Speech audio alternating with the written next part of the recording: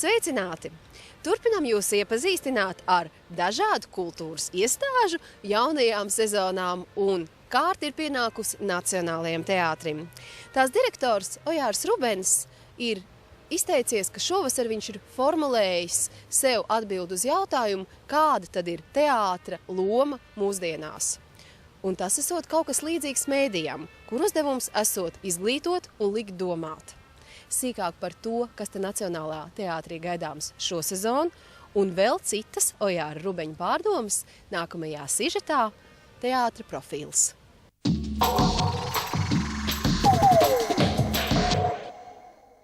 Jaunās sezonas Nacionālā teātra repertuāra pamattēma, kas notiek mūsdienās ar sievietes un vīriešu attiecībām. Tas vienmēr bijis svarīgi un aktuāli. Šoreiz papildu celiņš, ko sievietes kopīgi sajūta un kaislība rezultātā attiecībās izdara ar vīriešiem. Diemžēl mēs esam nonākuši situācijā, kur vīrietis ir tāds bišķi lupatīgs un izmantojams un bez sava rakstura. Un sievietes uzņēmušās emancipācijās savu tādu ceļu, ar kur mēģina diktēt kopējo situāciju. Un tad kā vīrietis ar to situāciju tiek galā. Kaut gan visi tie trīs darbi ir par sievietēm.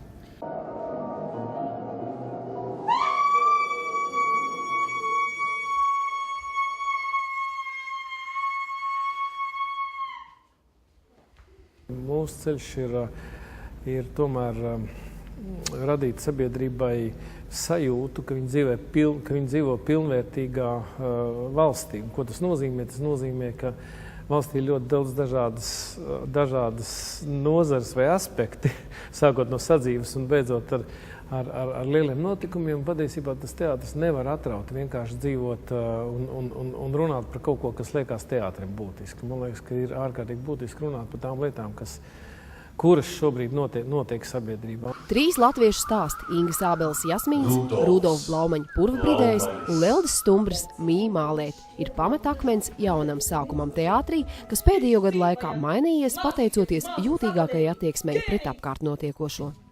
Teātris ar savu vārdu ir tas, kas saņem to dzīvo kontaktu katru vakaru ar skatītāju. Un tas vārds ir galvenais tajā teātrī, ko bieži vien mēs ļoti bieži aizmirstam ar formu, aizstājam. Un es esmu sev nodefinējis un arī mēģinu tagad režisoriem nodefinēt, ka teātris bez vārda nav nekas. Tā apzināti iet uz kaut kādu kases gabalu, gandrīz 99% tu iebrauc grāvī. Jo tagad tu esi izdomājis, tas tagad būs kases gabals, tas tā nestrādā. Jo tikpat labi ārkārtīgi labā komēdijā var būt ļoti augsts māksla, ļoti labs piegājiens un cilvēkiem tas patīk. Nacionālais teātris ir viens no retajiem, kas savā jaunajā zālē nebaidās uzticēties jaunajiem. Mēģinājums pieredināt skatītājus, pie kā atšķirīgi ir izaicinājums un, zinot mūsu sabiedrības konservatīvismu, arī drosmi. Man liekas, kā ārkārtīgi būtiski ir domāt par to, ka pieredināt skatītāju nevis noliegt kaut ko viņš nesaprot, bet pieredināt viņu nostīties līdz galam par to padomāt. Un uzreiz neteikt, nē, tas man neinteresē.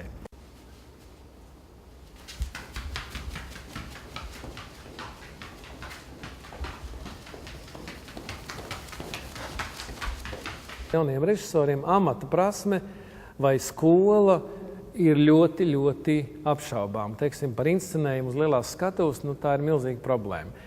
Bet, ja viņš nemēģinās, tas tā kā operdziedātājiem, ja viņi nelaidīs nodziedāt lielo lomu, viņš nekad viņu arī nenodziedās lielās skatuves, viņam tas ir jāpārvar.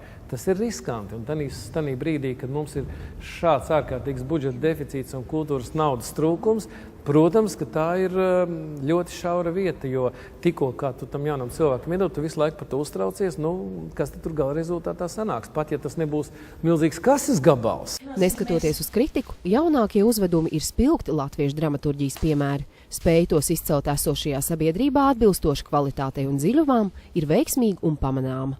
Mēs jau visi augstam atkal, kaut ko radīt, būt piederīgi atkal kādai jaunai izrādē.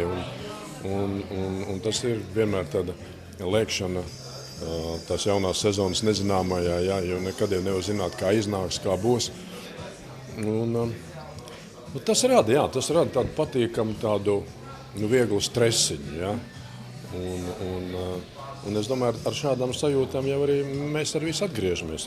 Jaunākais uzvedums labāko teātra tradīciju garā ir veltījums ilgadēju un populāru aktieru jubilejas atzīmēšanai. Visiem atpazīstamās personības izrādē atklājas jaunās kvalitātēs. Es jau neko nesaku. Mālē to bildi, mālē to kūti. Tā ir sfēra, kas mani vilina, kas mani saista, bet es nepazīstu mākslas cilvēkus. Ja? Un atklāti sakot, es varēju smelties tikai pat no sevis. Respektīvi šī loma un šis darbs, tā kā man ir par radošu cilvēku, vienalga, kurā profesijā viņš strādātu, vienalga, kurā mākslas jomā viņš strādātu. Ja? Kas tas ir? Kā es paceļu galvu, kā es jūtos laimīgi. Tā to uzreiz es neapmierināts. Aleksī, tu no manis aizgāji, tāpēc, ka tev nepatika man dzīve bez bērniem, bez ģimenes. Paskaties, lūdzu, es esmu pārdomājis. Reti piedzīvot parādību mūsu sabiedrībā ir kādas personības spēja profesionāli dzīvot vairākas profesijas lauciņos. Šoreiz saskaņu teātrī un zināšanu žurnālistikā Ojāram Rubenim deva iespēju stāstīt par teātra vēsturi Latvijas televīzijas projektā. Kas tiek definēts, kādi kritēriji vispār tiek definēti, kas tad ir, uz ko mums kaut kādā veidā ir jātiecās. Un ja mums jātiecās, ja pēkšņi zvaigzne ir viens puisīts vai meitiņa, kur okartas kaut kādā murgā ir pēkšņi nodziedājis vienu dziesmu ļoti nepareizi, nekvalitatīvi, bet ar kaut kādu palīdzību uztaisīt, un nākotnes nav, un tūkstošiem nākotnes nav. Un ja mēs sludinam to par principu, ka tam mums ir jālīdzinās, tad es domāju, ka mūsu uzdevums, kuriem ir kaut mazliet veselais saprāts, likt kaut ko jēdzīgu pretī. Un varbūt, ka šis projekts ir viens, ar kuru parādīt, liekam kaut ko jēdzīgu pretī, ka blakus tam ārprātam, kas notiek, mums ir kaut kādi sakarīgi cilvēki, ir kaut kāds sakarīgs padarītas lietas un lietas, kuras arī šodien mēs darām.